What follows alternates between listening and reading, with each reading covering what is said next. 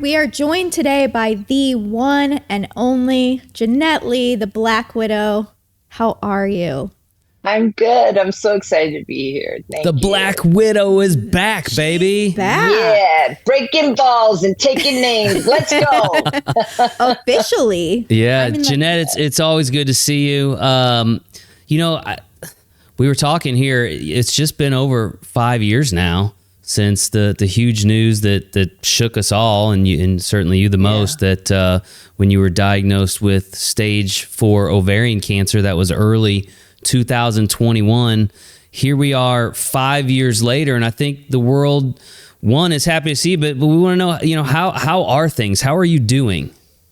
Oh man, I'm doing so much better. I mean, before the cancer, I already had ankylosing spondylitis, fibromyalgia, degenerative disc disease. I had all kinds of medical and health issues that I had been battling for a long time.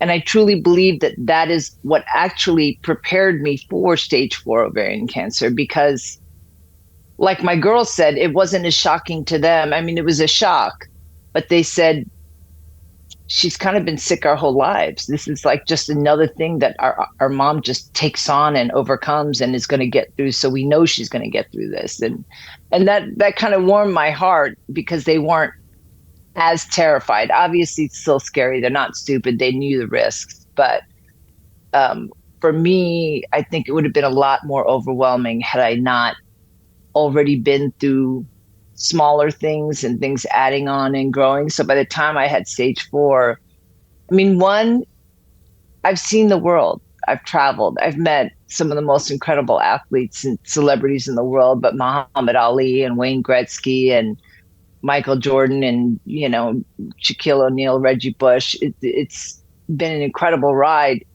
but I would have been okay with going. But when you have children, you have a different level of motivation.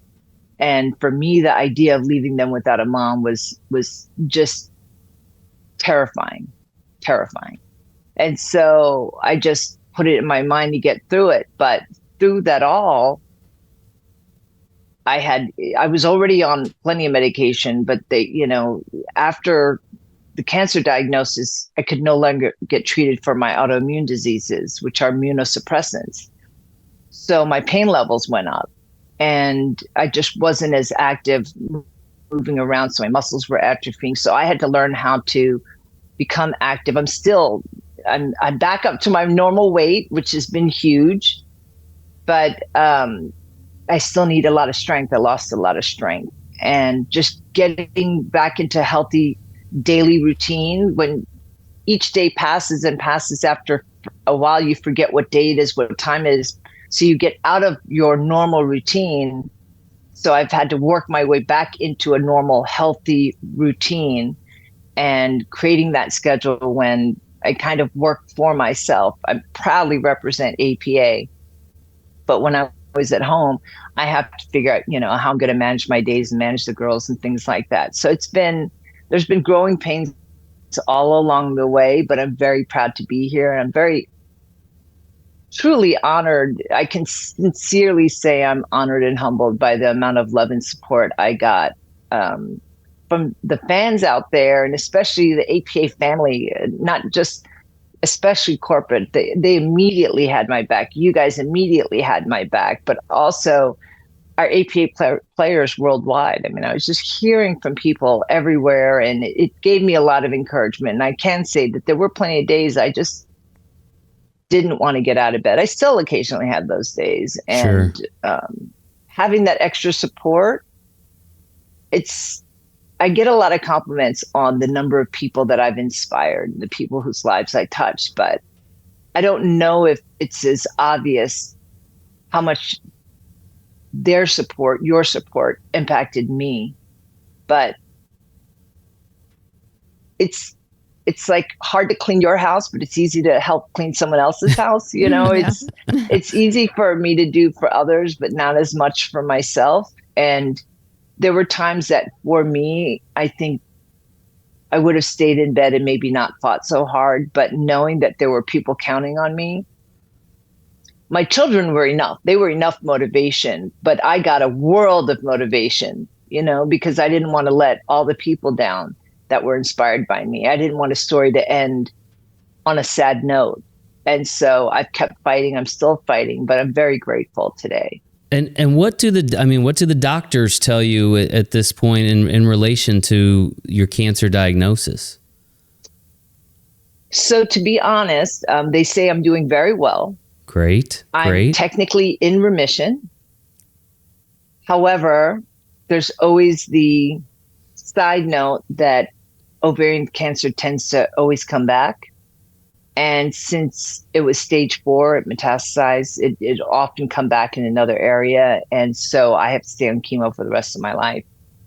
And there's side effects to those things. I have a lot of, chronic fatigue. I had some concussions, which caused some memory loss from some accidents that happened after the cancer. And I have some delayed comprehension, word recall, and memory loss issues that I am learning to live with and manage. And I already had ADHD, not that you guys didn't know that, but I have really bad ADHD. So organization and time management, procrastination, and, doing things at the last minute is something that was kind of regular for me, but it's just, I've always known that it's not acceptable and it's not an excuse. It's just, it can be a superpower. I think ADHD helped me be the world champion I wanted to be because I loved pool so much and I was able to give that intense focus when you're motivated. So for all the other stuff, it's been very difficult, but through it all, I've learned and grown so much. And I have a lot of positive hopes. I know that it could come back. So I try to cherish every day, every minute with my children, with my friends, my family, with my supporters. I want to enjoy every moment. But at the same time, I'm not afraid to look ahead, which I couldn't say a few years ago. Yeah. I so distinctly remember getting the news early in 21 and just being shocked. I'm sure you were shocked, Becky. I mean, all of us were shocked. And I think a lot of us feared the worst, that, maybe your story was coming to an end. But, I also don't think at the same time that any of us are surprised that here we are 5 years later and you look as good as ever because you've been doing this your entire life. You've been overcoming the odds. You've been the comeback story. And kind of like you said, everything you've gone through prepares you for just this next battle. And just a remarkable story. I mean, I can remember one of the first times we talked after you were diagnosed, and you said, listen, this is just another way for me to inspire others. And I remember it so well because it stopped me in my tracks. I was upset, you were upset, and yet you were on a different level with the thinking. And I was just like, wow, that's such a profound thing. And, over the last 5 years, I mean, so much has happened since the diagnosis. You had the ESPN 30 for 30. You had the autobiography. You've had a number of different things that just goes to show how strong not only you are physically, but how strong your brand is. And I'm just curious kind of how you feel about everything that's happened since then in the last 5 years. I'm kind of humbled by what you said. I feel like people give me so much credit for my courage and my strength, but I think it's just, I don't know how to quit. I never saw it as an option. And I feel like if I don't do anything beyond the battles that I've faced, then it was all for nothing. You went through it for nothing. There was no reason. And I went through scoliosis so that years later, I could become the national spokesperson for the Scoliosis Association. But I didn't know that when I was 12.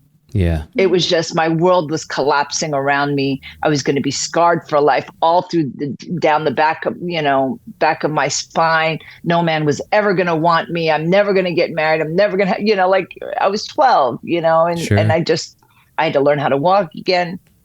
I went to middle school, with these huge braces on, and it was just actually at my third tough time. I'd already had 2 surgeries before then, but that was the big, big one. But it really is a matter of sometimes when things hit you really hard, you just got to hang on. You don't have to smile. You don't have to be pleasant. I mean, be nice to, but sometimes it takes you everything you have just to get out of bed. It really, really does. And I get that. It's just the longer you stay in bed, if you're not happy with your life now, if you're too dependent on other people, if you have to ask for help, if you can't really, make it to the bathroom as comfortably as you'd like, the longer you stay in the bed, the worse it's going to get. You're guaranteeing it's never going to get better, never. And so you have to fight. You have to be willing to be uncomfortable, to go through, to walk every time instead of sticking a commode next to your bed. Go, make yourself walk, do whatever little things you have to do. And for me, there's been so much like just being knocked to the ground physically, mentally, emotionally. And then the guilt and the pressure of how do I support my girls through everything that they've been through because of me, because of what I did to them through my trauma. And you got to just take one step at a time and just pick little goals and just say, I'm not perfect. I was never meant to be perfect. I've just got to keep working on the little things and hope that in the long run, you do some good through it all. And so I'm grateful to have had that opportunity. And man, the support. I mean, I got to be in Ha Ha You Clown, which is an animated series. You can see it on YouTube. And there goes my word Cartoon recall Network, again. I think. Yeah, Cartoon Network. Adult Swim. Adult Swim, yeah. That's it. Adult Swim. Yeah. And then I was just in a movie called 1 a.m. Pacific Time. So that'll air sometime next year, probably streaming somewhere near you, which was awesome. It was a pretty decent sized role. So I was excited about that because I've been in other movies, but they were just cameo roles, those short. And I'm playing pool again. Pool again. And I mean, I was able to do exhibitions. But I mean, actually like playing for fun, just for fun, not going out there and doing trick shots. And I was fortunate to get a good enough level that even without practice, I can go to an exhibition and beat, pretty much anyone and have a good time, do some trick shots, make everyone happy. But what feeds my soul is playing pool. It's just my thing and I love it. And so to be able to do that again, I have this app. It's a habit app. So it helps people with ADHD, and you write the things down that you want to add to help you build routines. And it would also check your mood. And, I wrote, wash up, clean your room for 10 minutes, check all your email, do this, spend at least 5 minutes, answering text, spend at least, different times of day and stuff like that. But one of the things, it gives you prompts. And one of them, it says, do one thing that makes you happy. And I just haven't gotten to check that off in a long time. It's not that things that I'm not happy or that my children don't make me happy or do an exhibition and meeting people that I'm not happy doing it. But I took that to be like something that's totally selfish, that's just all yours, that's not to benefit anyone else, just you. That's the way I took that. And I haven't gotten to do the one thing that just really is so selfish, that just brings me joy, is getting to play pool, which kind of seems silly in the whole wide scope of everything I've done, everything I do, everything I've overcome, but that itch is still there. It got taken away from me. My body has let me down. So I was able to play less and less. And then after the cancer, I was in a couple of car-related accidents, one of which I was flipped upside down and stuck down a stairwell for about 40 minutes before they could get me out. And it caused severe damage to my spine and it caused severe pain. I mean, the most intense nonstop pain for the last 4 years. And so walking was very difficult. And just even sitting up, as soon as I sat up, the compression, it caused it to be so painful. And with sciatic pain, it doesn't matter if you're laying down, if you're moving or not, it still hurts. But standing or sitting up or walking made it a lot worse. And so it's really been a struggle. And recently I had 2 back surgeries that completely got rid of that. So I'm so happy now. I'm so happy. So look for bigger and better things coming soon. That's awesome. You are talking about playing pool again, and you recently competed in the WPBA event, right? The first event of the year. I know that was emotional, not only probably for you, but for your fans as well. We saw them all kind of come to your support online. What was that moment for you like personally? Well, I think I went into it with the right attitude. I had no intention of playing in that tournament. But within driving distance, Pat Fleming, who I've admired for a long time, just for his contribution to the sport. And he's been having this event called the International Open that I wanted to support him in his effort, since it was just driving distance away. And when I was there, I met the owners of the Classic Billiards that was hosting the Players Championship. They're like, Jeanette, you got to be there. You got to be there. And I said, it doesn't make sense. I said, I haven't been playing. I'm not prepared. I don't have, sponsors in that way. It's expensive, airfare, entry fee, hotel, everything.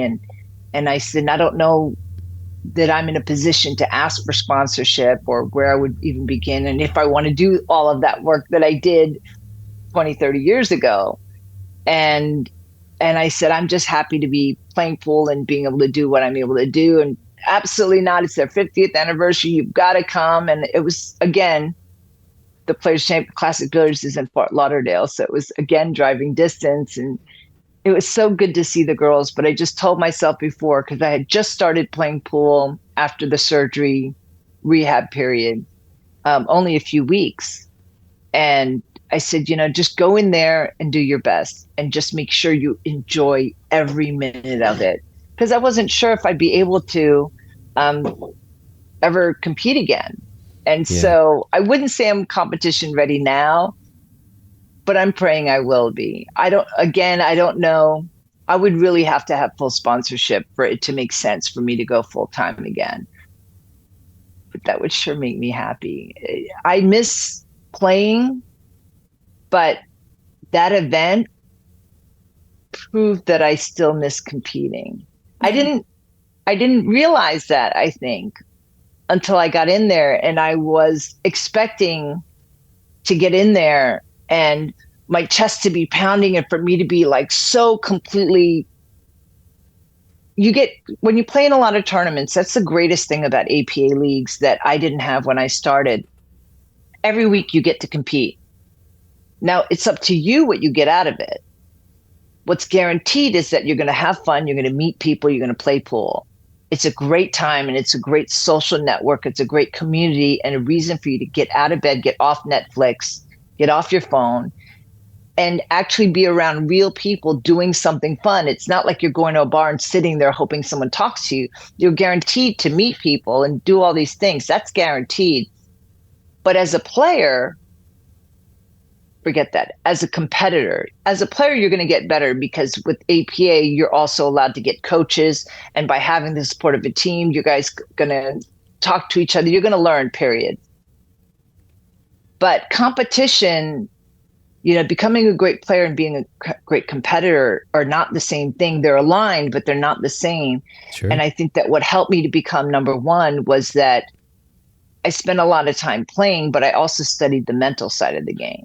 Right. So the pre-shot routine, just peak performance, mental imagery, vision, positive affirmations, just all these different, I would make all these little cassette tapes, video cassette of me saying positive mantras to myself and listen to it. I had Post-its and index cards everywhere, positive affirmations when I was, gunning for number one. And,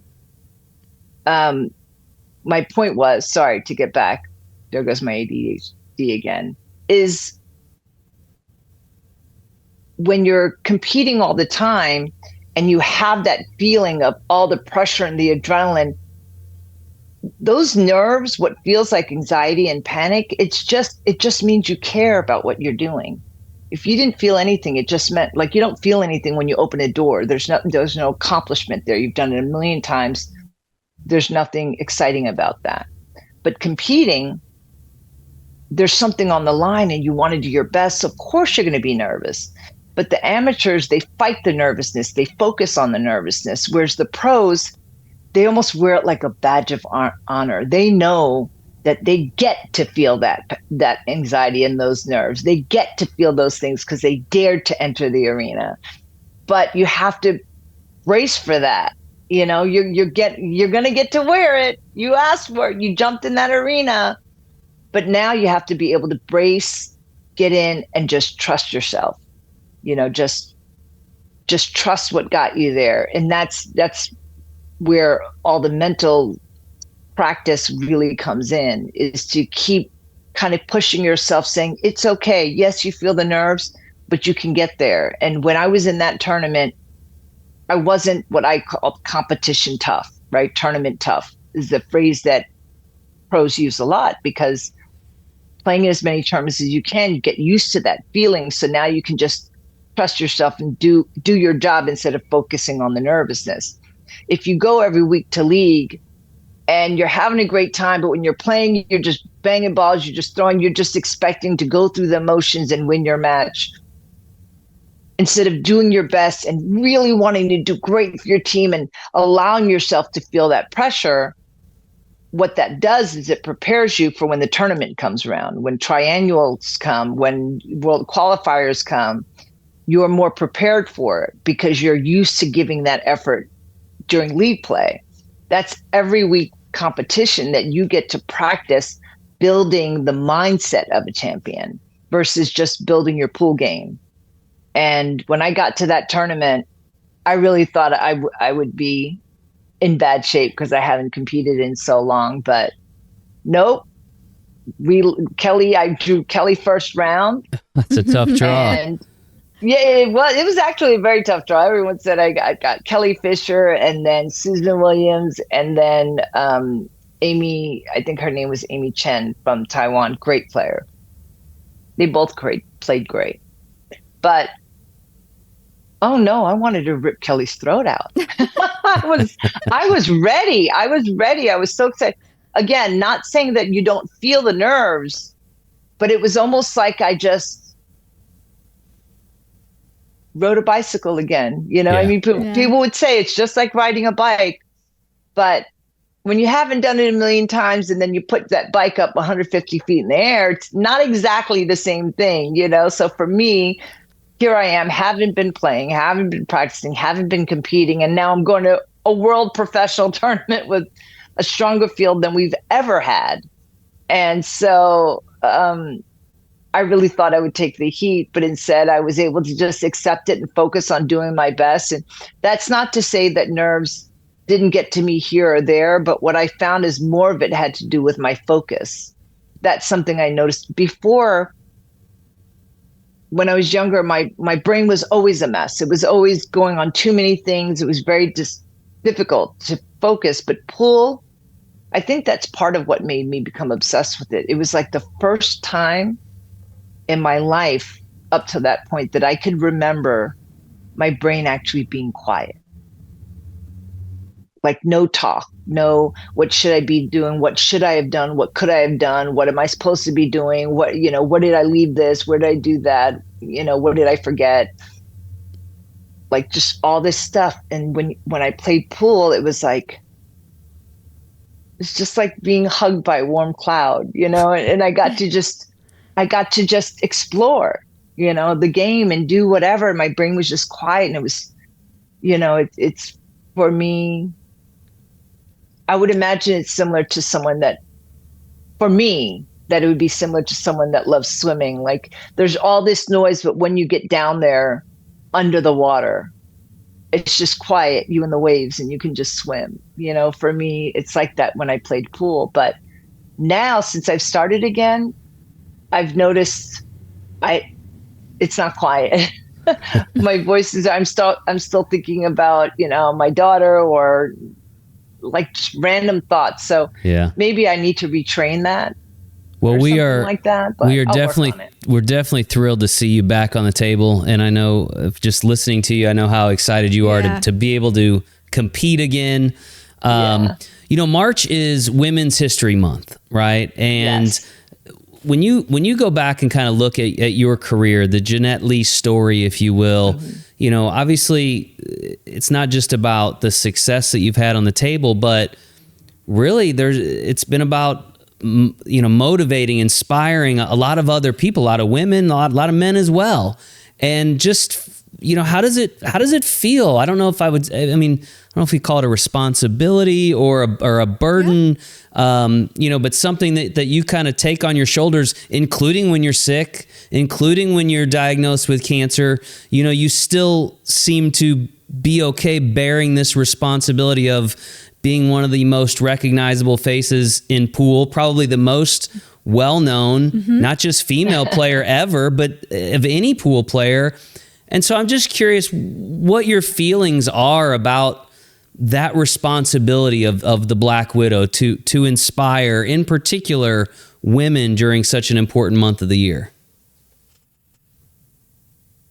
Actually, I realize that it might sound corny, but I really think of it as a privilege.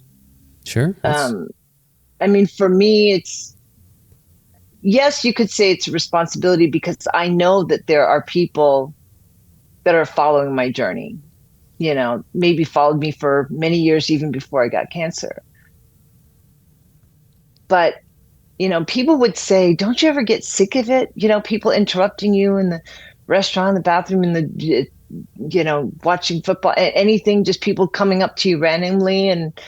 And I'm like, think about what a blessing it is to be able to make someone's day by just smiling at them, by just treating them like a normal human being and seeing them, taking a moment and saying, I see you.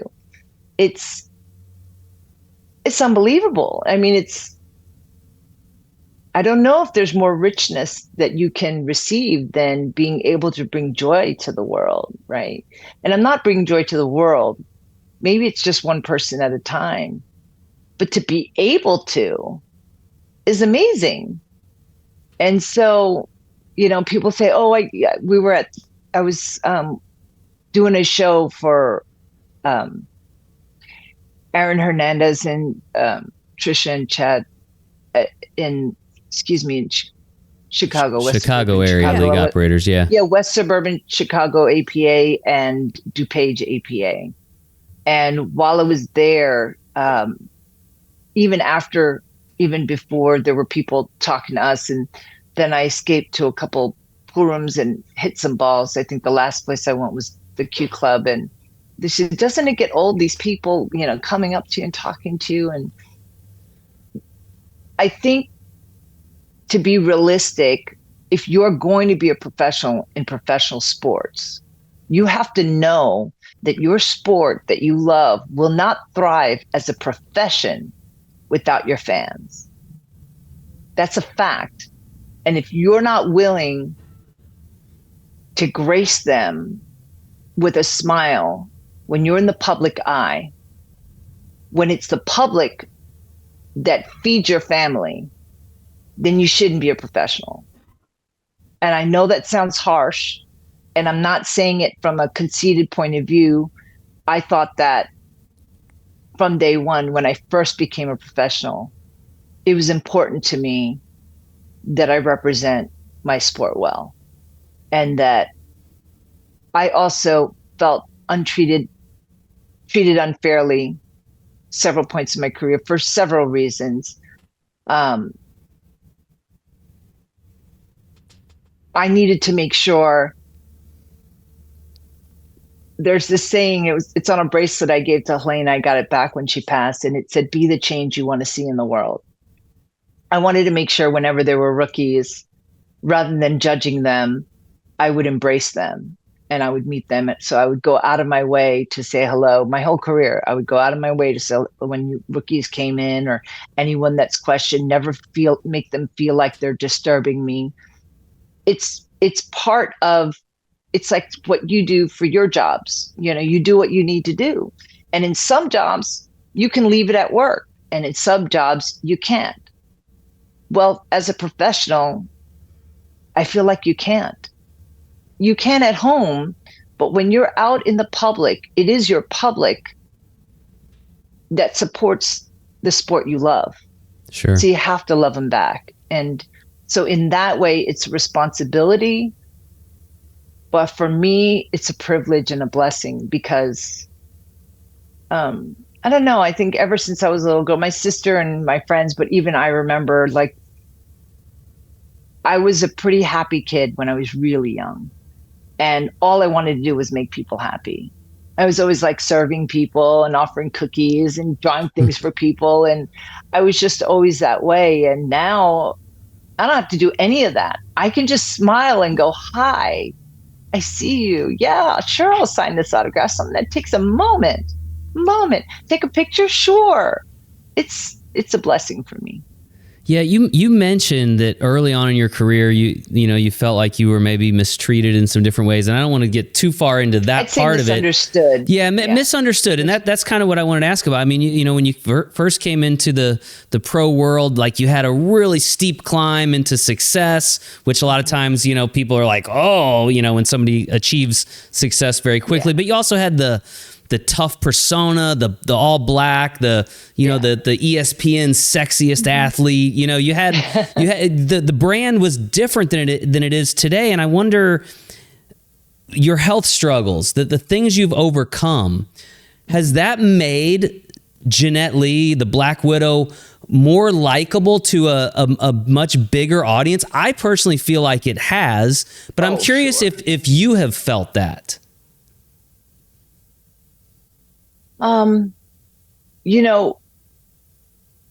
Being older now, I understand why some of the women just didn't give me a chance. And I was bold about saying what my goals were, which was, I plan to be number one. I want to be number one. I'm going to be number one. That was what the mantra, it had nothing to do with disrespecting the tour, the women, or pros in general. It was just, since I first started to play pool, I was like, oh, I want to be the best pool player ever. That was my goal. That's all I knew. And I was too young and naive to understand that me saying I plan to be number one, I'm going to be number one, to them sounded like, I'm just going to step all over you. I can't, you guys are nothing. You guys are, which it had nothing to do with that. And they would never find a quote where I said anything to that effect, because I always gave respect to the women. There was one quote really early on. I came to the tournament and the women, the veteran women, were passing this magazine around. I was in a ESPN, I wasn't an ESPN body issue, but it was Muscle and Fitness magazine or Self magazine or Shape magazine. One point, spent all this time, how excited to be on the tour, and these women played great and I'm honored and whatever. But at one point she said, what do you look so fierce over the table. What are you thinking, when you're down like that?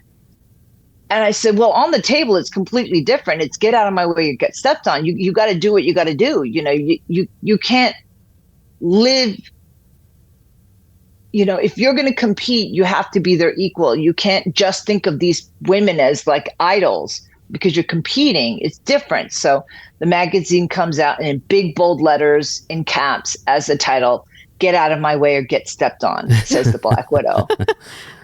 So it wasn't just, I see why having a young girl saying, I'm going to be number one, to me, that's focus. But to them, it was arrogance.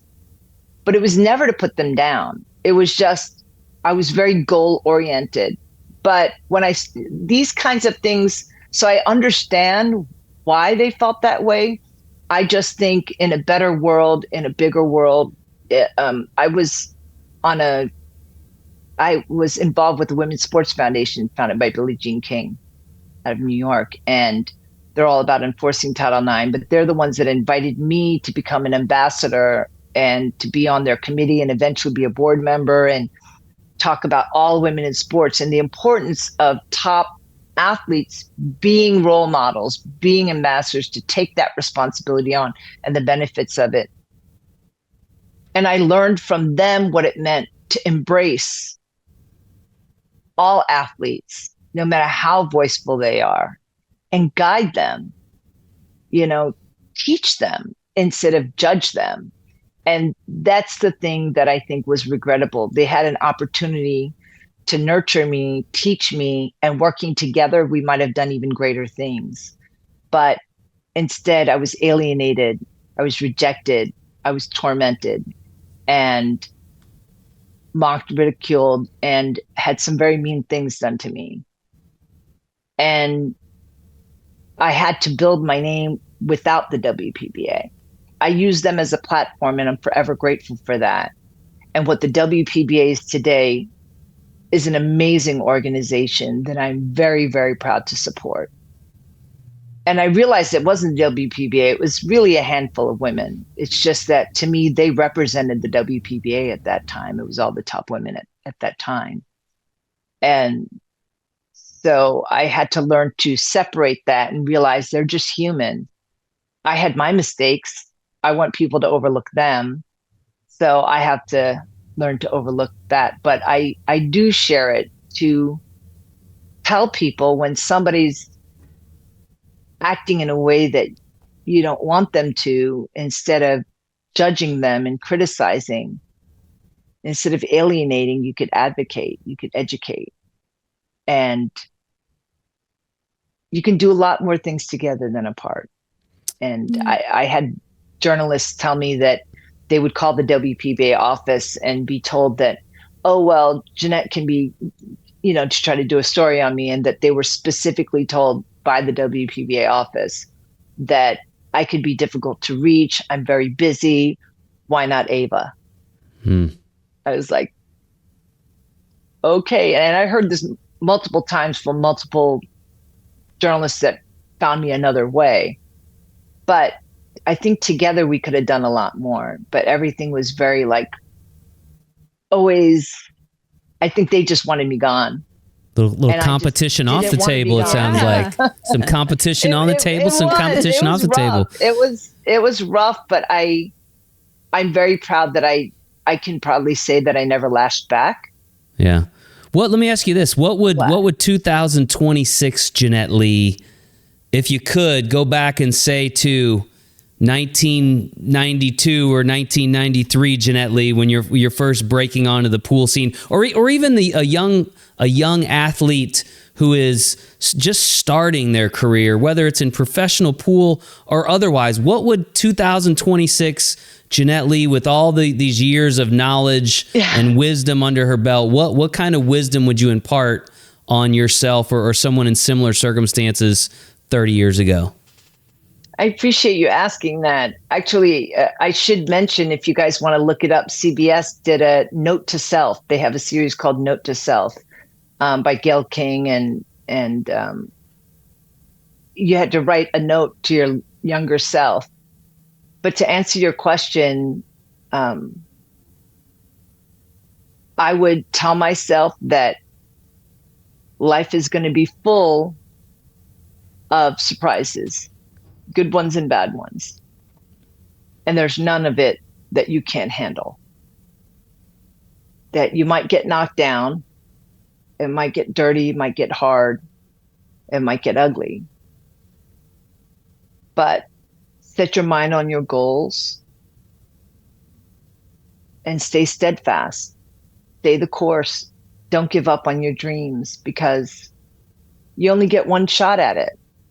And I think too many of us settle into things that we're good at, or things that we're expected to do, or just what's easy, because either we don't believe in ourselves or we don't have enough supporters. But you're worth fighting for. And there's a quote by Theodore Roosevelt that you can look up called "A Man in the Arena." And it's basically saying it's not the critics who counts. It's not the people out there pointing their fingers. It's the person in the arena who's marred with dust and sweat and blood. But unlike them, he at the best will triumph greatly, but at the very least, he will, if he loses and doesn't get there, he will have lived his life while daring greatly instead of living life with the lost and dead souls of those who just never tried to do anything. Yeah, never knew what they could achieve. I think a fulfilling life is wrought with unpredictable obstacles constantly. And if it's not you, it's somebody you love. It's things are always happening. So I think it's better to be prepared to know, to tell people, not just go for your dreams, but know that the higher you climb, the more obstacles you will face, but you can do it. And even if you don't believe you can, go for it anyway, because we can usually do a lot more than we believe. And Absolutely. It's, again, at the very worst, you'll be proud you did it. You'll be proud you did it. So it's the same kind of story about, there's a lot of sick people, a lot of people struggling. And, I feel like I've learned from everything I've went through. I learned from the scoliosis story that I was mentioning earlier, that at 12, I didn't know that was going to happen. As far as I was concerned, there was nothing good that could come from cutting my back wide open, making me wear this giant brace in middle school, having to learn to walk, having this huge scar for the rest of my life. That's when I started growing my hair. I used to wear my hair really short, but it was to cover the scar. And it when it's happening, you can't realize it. You can't think. And so people quit.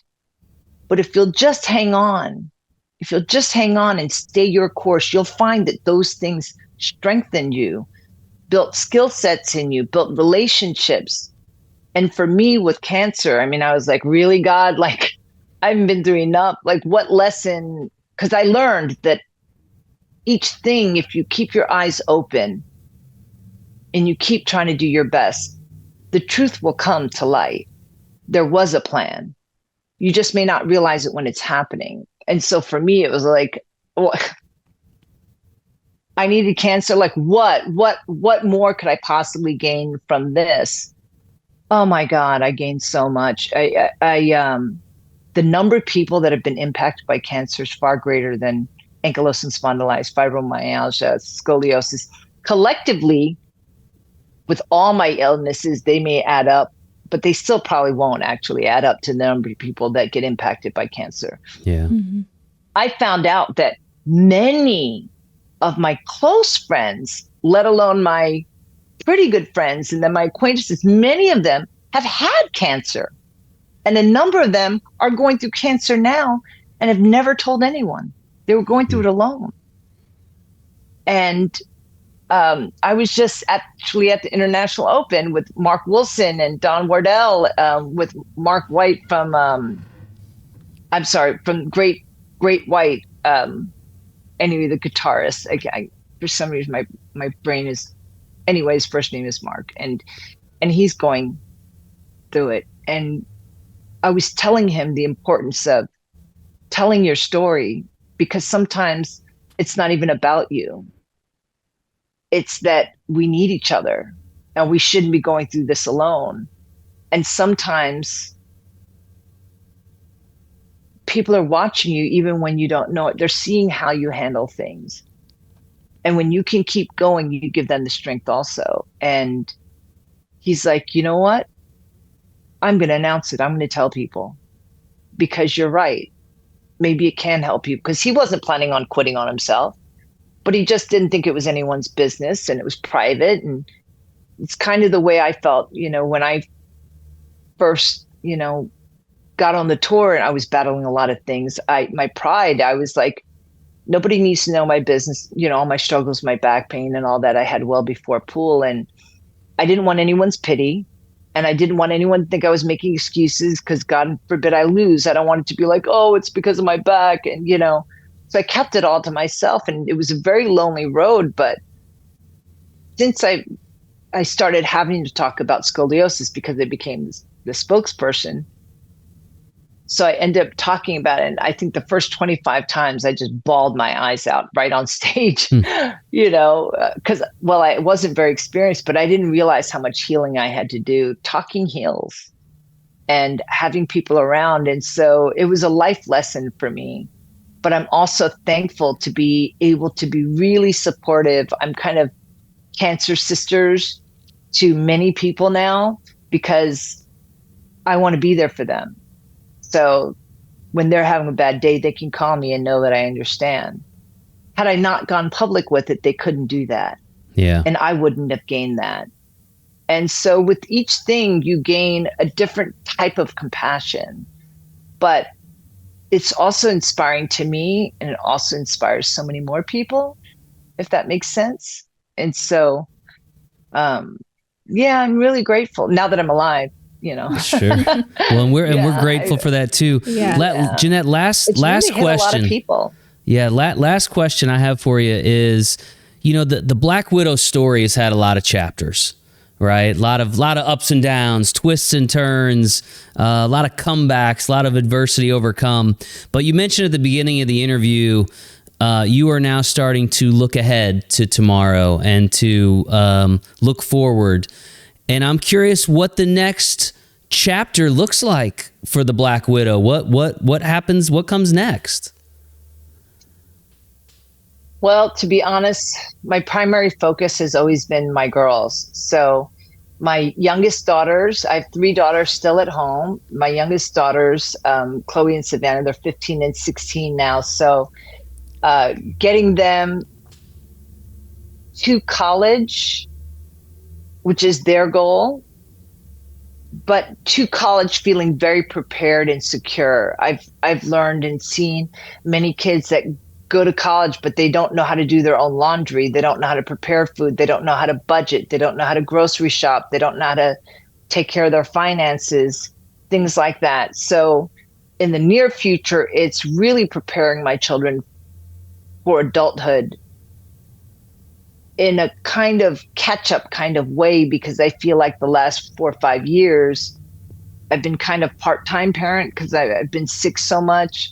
And also I was loaded on a lot of medication, and I really worked hard. And it's important that you do too, if you're on a lot of medication, to not just trust the doctors. You should trust the doctors, but only you know what you can take and what you can. And I was hell-bent on getting off all those meds.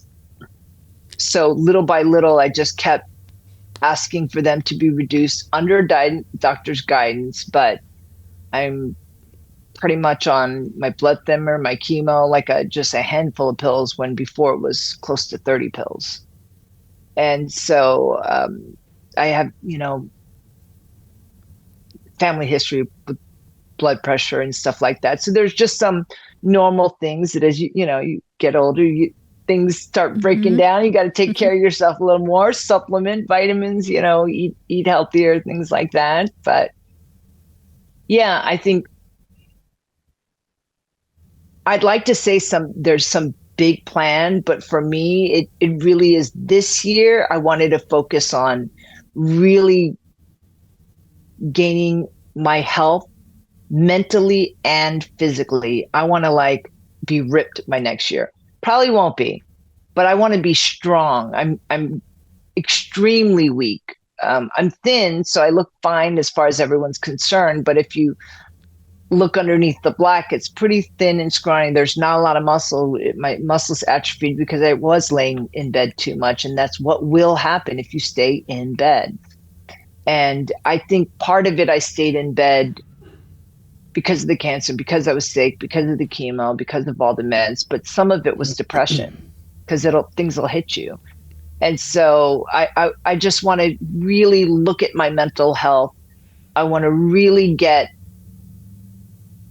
build a better process of doing things, because I really want to.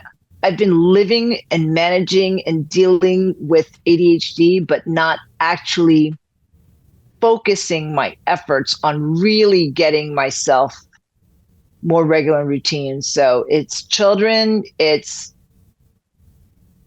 be a better human for myself, because it's frustrating for me. It's frustrating when I'm late. It's frustrating when I'm behind. It's frustrating when I last minute. It's frustrating when I make other people wait. But it's not that I haven't tried. I still try, but I fail too much. And that means, to me, it's not okay to keep apologizing. You got to get better, and you can't just wait for it to fall in your lap. So I've been doing more research. I've been doing more. I actually started speech therapy last year to build some memory connections, just build my brain up. The brain is a muscle. So you lose, if you don't use it, you'll lose it. And for me, it took on a lot of damage with the chemo and the concussions. And so I really need to not just live with what I have now, but I don't think this is good enough to be the best person I can be. So, and I don't know how long that's going to take, because everything is not in my hands. It's in God's hands. So yeah. I'm just going to try to work out, try to stretch, deal with a lot of the health issues that I'm still battling. And I'm trying, like, different. Tyler Starr and Margaret, or his wife, wants me to start the carnivore diet because it's really anti-inflammatory diet, which I have an inflammatory disease. And so I suffer greatly from arthritis and stiffness and swollen joints and things like that. So that would make a big deal for me. And if I could do that without having to take more medication or more surgeries or whatever, it's worth a shot. So things like that. I think that's my near future, and play pool as often as I can. And then obviously be responsible. I would love to be more involved. I'm an ambassador for the V Foundation, but there's a lot more I can do with them. And then being involved in my sport, whether it's with APA, American Pool Players Association, or whether it's with the juniors, or just growing the sport, giving back to the sport. That's always going to be important to me. So I was recently asked to work with a board on certain things that might help grow the sport even more here in America. So that's very exciting for me. So yeah, Very cool. just, they're kind of little goals, but they're going to take a lot of effort for me. Yeah. Well, we appreciate you taking the time to be with us today and to Thank share so you. much of your story. You've always been kind of an open book, and I know we'll look forward to seeing what that next chapter or chapters looks like.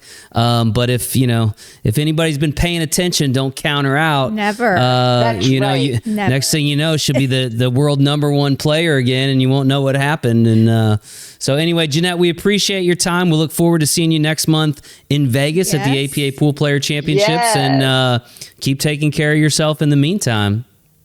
Thank you so much. And you guys can also follow me on social media, I'm sure. My Instagram is Jeanette Lee, and you can find me on Facebook, Jeanette Lee, the Black Widow. But also look for an APA league near you, because I've started doing shows again. So I've been traveling around. So find out from your league operator how you can have me come see you. Wow. Awesome. Awesome. Thanks again, Jeanette. Thank you, guys. Take care. Bye.